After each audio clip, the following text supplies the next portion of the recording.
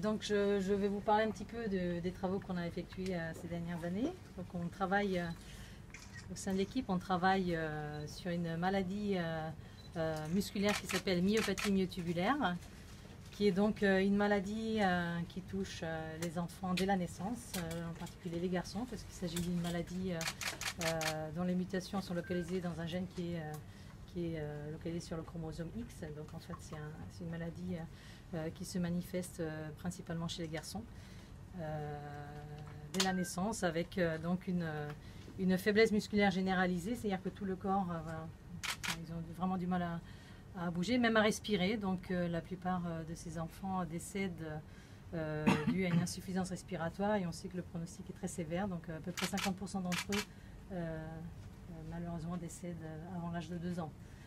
Donc depuis des années maintenant, on travaille sur une approche thérapeutique pour essayer de trouver un traitement pouvant améliorer donc l'état de ces enfants. Donc ici au Généton, nous avons travaillé sur une approche de thérapie génique, et nous avons développé un vecteur médicament capable de transporter une version normale, une version non mutée, donc une version saine du gène impliqué dans cette maladie. Donc il s'agit du gène MTM.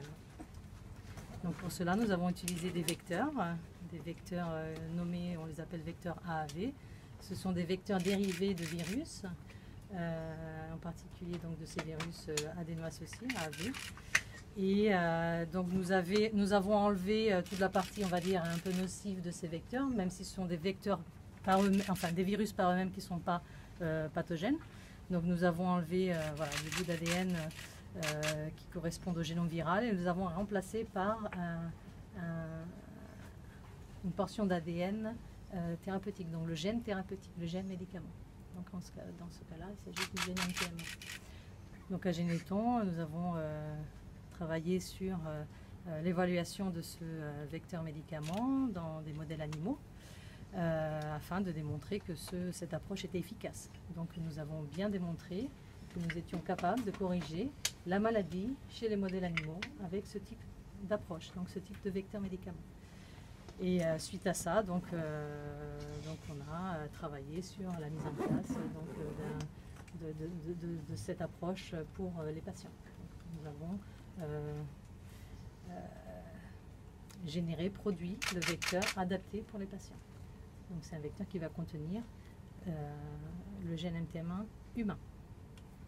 Voilà. Donc l'essai clinique a démarré il y a un an, en 2017. Il s'agit d'un essai clinique international qui a commencé aux États-Unis et qui donne des résultats assez prometteurs pour l'instant.